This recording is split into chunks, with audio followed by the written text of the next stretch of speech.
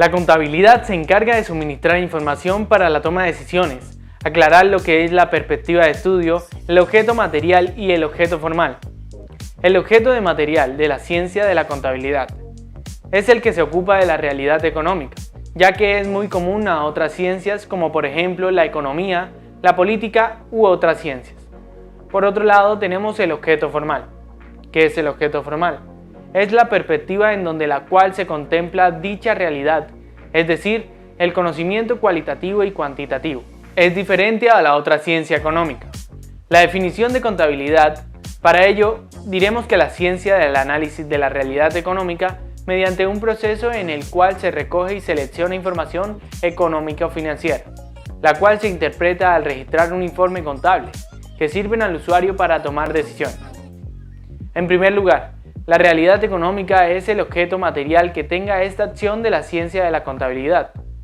En segundo lugar, vemos que cuando hablamos del proceso en el que se recoge y selecciona información, esto no suena a ese conocimiento cualitativo y cuantitativo.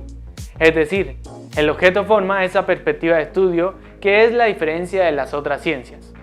Y en último lugar, lo que pretendemos es que los usuarios sean capaces de tomar decisiones gracias a la información contable. Así que esta definición queda tan compleja al principio, logrando dividir las dos partes que hemos logrado simplificar. Hay que indicar las funciones de la contabilidad. Las funciones principales son el registro, la detención de errores, las herramientas de gestión y la toma de decisiones. Estas son 4 principales funciones que han sido a lo largo de la historia. Es cierto que las dos últimas son las más destacadas en la actualidad, destacando también la asignatura que hay de contabilidad de gestión y la toma de decisiones.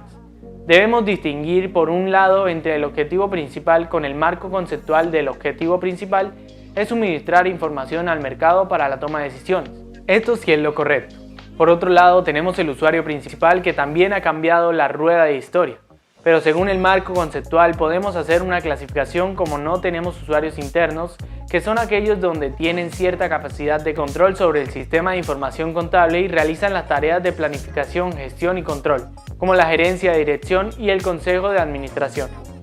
Los usuarios externos son aquellos que tienen un acceso limitado a la información, donde están los trabajadores a creadores de sindicatos.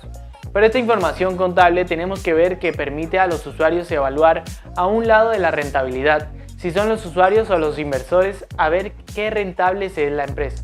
También la composición si hay que renovar cierto inmovilizado. También valorar los recursos si hay que venderlos o no. En definitiva, definir esta situación económica financiera. Por último lugar, una idea fundamental ya que la información contable debe ser fiable y proporcionar una imagen fiel de la realidad que representa. Eso es fundamental ya que debe cumplirse con el marco conceptual. Continuamos con la actividad económica.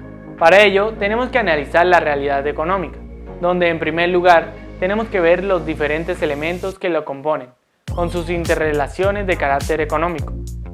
En segundo lugar, hay que tener en cuenta que las empresas son dinámicas, es decir, hay una serie de relaciones con el mundo exterior y viceversa. En tercer lugar, tenemos que observar el efecto de dichos movimientos. Tenemos que dar concepto de actividad económica donde para ello acudiremos a esta definición donde son toda persona o empresa que experimenta una serie de necesidades que impulsa el desarrollo de una serie de actividades cuyo objetivo es adecuar los propios recursos que tiene la empresa para atender la demanda de los servicios o productos. De esta manera nosotros nos centraremos en la actividad que desarrollan las organizaciones, concretamente las empresas. La actividad económica se puede realizar sobre bienes o servicios dando lugar a actividades industriales, aquellas que transforman materias primas en productos elaborados.